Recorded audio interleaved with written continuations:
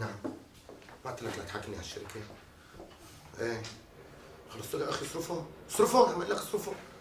لا ايه اصرفهم. هلك شايفوا شلون عم ينزل كل شوي؟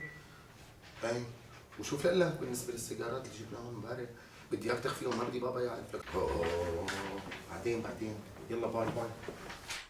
خليك بلاك. ليش تفشتني؟ لانك واحد جير، عم ورجيك غلطك بعينك وانت بتقول لي مو انا. بس ما بصير تدفشني. انا رح احكي لسيد الوالد. والله شو؟ على اساس نحن رفقات عم نتخانق بالحاره، بتشكيني لامي وبشكيك لامك. انا رئيسك بالشغل، بتسمع كلامي ولاك؟ بعدين بتحب تحكي مع السيد الوالد، شرف هي مكتبه، بس يا ريت تاخذ له البيانات معك مشان نطلع عليها. حتى لو غلطت مالك حق تمد ايدك علي. عجبك ما عجبك، هي باب الشركه بفوت فيل. مع ذلك رح احكي للسيد الوالد. انت واحد مؤيد طول بالك، شبك شو صار لك؟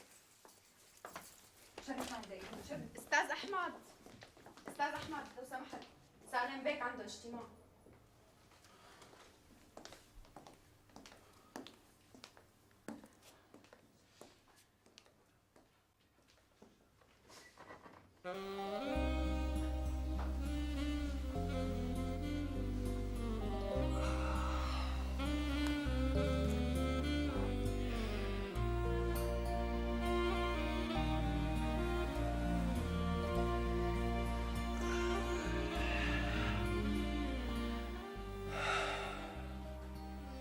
العامة دق 20 مكالمة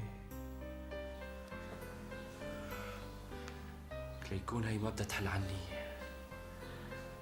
معقولة بدها تسترد الهدايا والمصاري اللي عطتني اياهم؟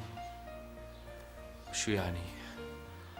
رجع لها اياهم على قفا صرمايتي. لك انا شو اللي خلاني اعلق هيك علقة؟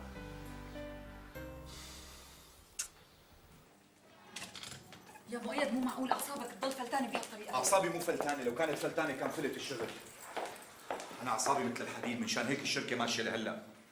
يا مؤيد ما بيصير تمد ايدك على الموظفين، هذا لا ابنك ولا ابن مرتك. لك انت ما سمعتي كيف عم بيعلي صوته ويجائرني قدام موظفين الشركه؟ بدك ياني اسكت له مشان تنهز هيبتي؟ ايه بس مو تضربه. ما ضربته، نعرته نعم. بعدين هيك موظفين ما بيمشوا الا بالنعوره. انت بتعرف انه معظم الموظفين متضايقين من اسلوبك هاد. والله اللي بيحيجني يستخدم هذا الاسلوب معه بيكونوا بيستاهلوا. يعني ابوك رح يمرق لك اياها هلا؟ ما بيقدر الا يمرقها، لانه هو بيعرف انه الشيء اللي عم بعمله لصالح الشغل.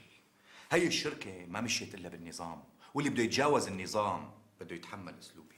اسلوبك هاد غلط وابوك ما بيقبله. وحياتك ولا رح يعاتبني. هيك رايك؟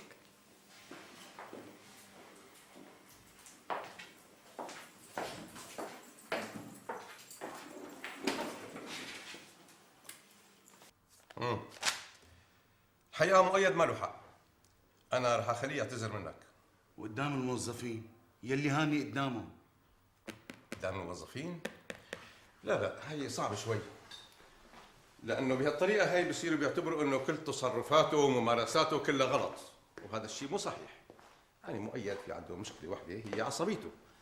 أما إدارته لشؤون الموظفين فممتازة، وأنت ما فيك تنكر هذا الشيء، ما هي؟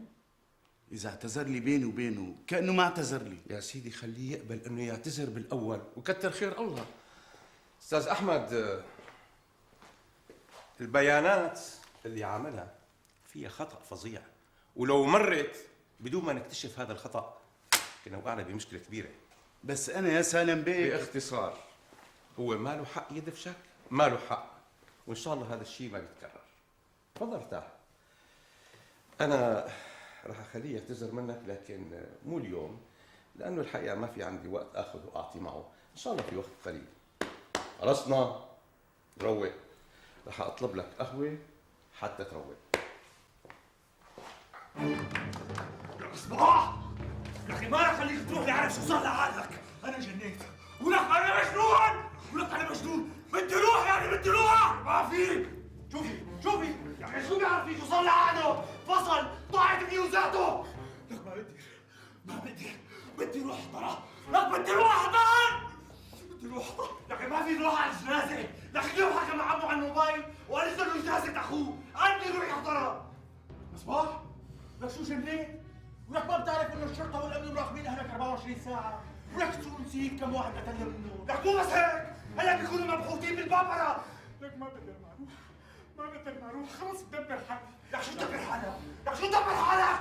زيدنا على كلياتنا مع بعض، إذا لقط واحد فينا من النار كلياتنا. تعال يا بابا، روح مصباح معي، روح اتركنا شوي. شباب شيه، لك انت على الموبايل ما لازم تحكي. لا احمد ما فيني، لا الاسبوع ما فيني اطلع على دبي، على كل الاحوال برجع بحكيك انا بدي فوت على البابا لانه يلا باي باي.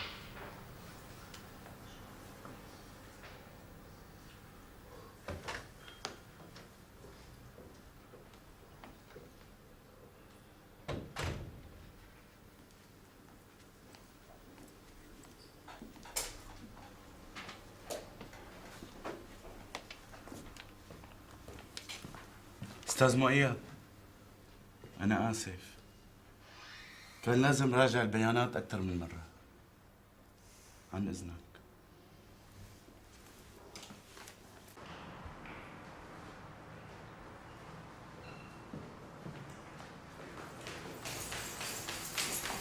على فكرة أحمد اللي شكاني لأبي هلا إجا واعتذر مني. شفتي كيف إنه أنا اللي على حق؟ لا يا سيدي مانك على حق. لكن ليش إجا واعتذر مني؟ أبصر أبوك شو قال له وكيف أقنعه؟ أبوكي طول عمره حقاني وأنت بتعرفي. حقاني بيقوم بخليه هو يعتذر منك بدل ما أنت تعتذر منه. هو اللي دفشك قدام الموظفين ولا أنت؟ هلا بابا ما راح يطلب منه يعتذر مني، بس هو بيكون حسبها لحاله. قال لك إنه إذا قلعوني من الشركة وين بدي أروح بحالي؟ ما راح لاقي شغل أحسن من هون. قام إجا واعتذر مني. 1 زائد 1 يساوي 2. لا 15. طول عمري أشطر منك بالرياضيات وحساباتي هي اللي بتظبط.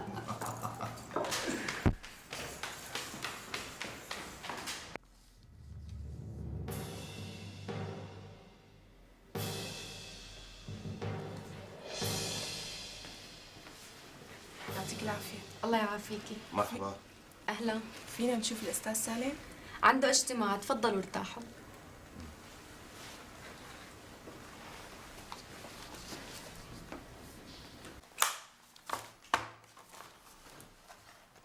بابا هذا المبلغ هو سقف كلفة المشروع اللي حاطه السيد الأيوبي. زيادة 10% ناقص 10%. حتى لو حط 70% رح نطلع راس براس، هذا إذا ما طلعنا خسرانين. وأنا تقديري الأولي وحسب الشيء الموجود بين إيدي لازم يزيد المبلغ 48 مليون ليرة على أقل تقدير. 48 مليون؟ شبك أستاذ؟ ما تحكي، ما أنت المشرف على كلفة المشروع. 48 مليون ما بيكفوا. هذا إذا بده المواصفات مثل ما طالبها. إيه والله لو بده يعمل قلعة مو هيك. هذا غير إنه بده إياه مقاوم للزلازل، يعني اللهم غير إذا بدكم إيانا نحط من جيبتنا. مو هذا القصد يا مهدي. رائد قصده بأنه هذا الأيوبي رجل قلبه لله، والمركب اللي ما في شيء لله بيغرق، ونحن متعودين دائما أنه ندعم هدول الناس. يشهد الله أنه هذا مشروع خيري ونحن مو ناويين نربح منه ولا قرش. ها؟ ايوه، يعني بابا ما نربح ولا قرش امر الله، بس مو نخسر نحط من جيبتنا. يعني انت ما شاء الله حولك كمان مانك مقصر، عم تدفع زكاة على كل اموالك وفاتح 9 بيوت. طيب سيد ابو نضال، فيك تعمل اعادة دراسة للمشروع وتنزل الكلفة قد ما بتقدر؟ بحاول، بس على حساب المواصفات. ها لا لا لا لا، ما بتغير شيء بالمواصفات أبدا. بدك تحاول تعمل التخفيض عن طريق المصاريف الثانية. أمرك سالم بك. عارف شو بده؟ ماله شو بده؟ طيب ايه، عارف في 2 بدهم يشوفوك، شاب وصبية وضروري كتير. خلينا ننتظروا شوي بس. اطلبي له قهوة خلينا نستنى شوي. يعطيك العافية.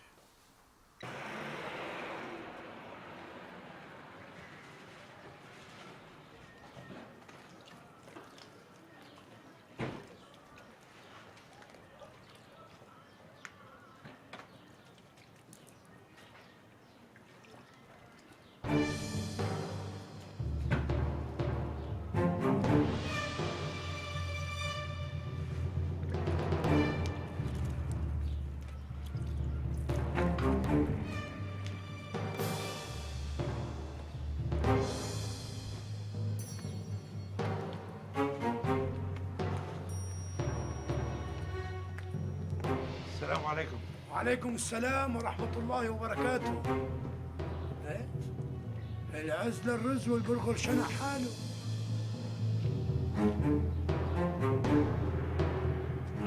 الله يطعمنا ويرزقنا مما رزقكم. بس إذا صار معي هيك معقول سلم وراسي لفوق قولي بركي طق لي شي عرق.